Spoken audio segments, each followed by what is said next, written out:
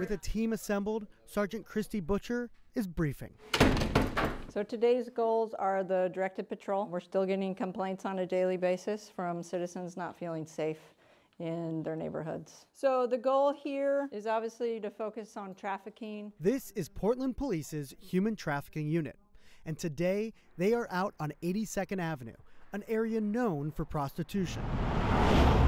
Detectives in plain clothes spot a suspected human trafficker and call for marked units to arrest him and bring the woman in his car in for questioning. I would like to keep her out of a holding cell if possible. The woman is treated as a victim of human trafficking, so she is offered support rather than arrest. But she isn't interested in cooperating with the police, let alone testifying against the suspected trafficker. These cases are super difficult to prove with no victim participation. However, we have a really good working relationship with our DA. In order to bring a case, witnesses have to testify. I can't use an officer to use hearsay, right, to bring in statements from others.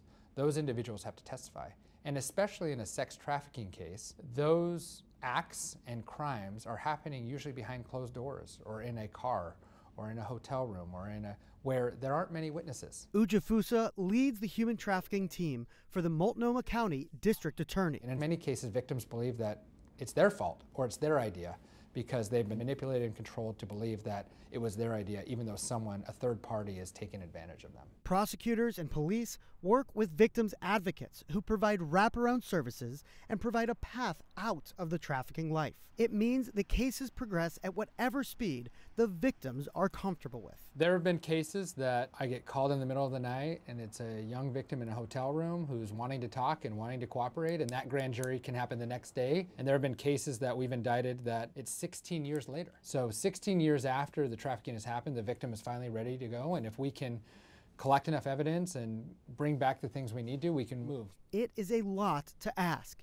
Testifying means having to retell and relive the most terrible parts of a survivor's life. There is an argument to say that getting someone onto the witness stand is re-traumatizing them. What I will say, though, is from my over 10 years of experience working with victims, for some victims, it's closure. It's a way for them to tell their story, and it's a way for prosecutors, juries, judges to reaffirm that what happened to them is not okay. Back on 82nd Avenue, officers work on trying to get support for the woman who was riding with the suspected human trafficker. If you guys need help with an advocate, I'm happy to page one out, so just let me know. But the woman isn't interested. All the officers have on him for now is driving without a license or insurance. He's going to be released and cited for the violations. His cell phone will be seized. The hope is to use that cell phone to build a case, but it almost certainly won't be enough on its own.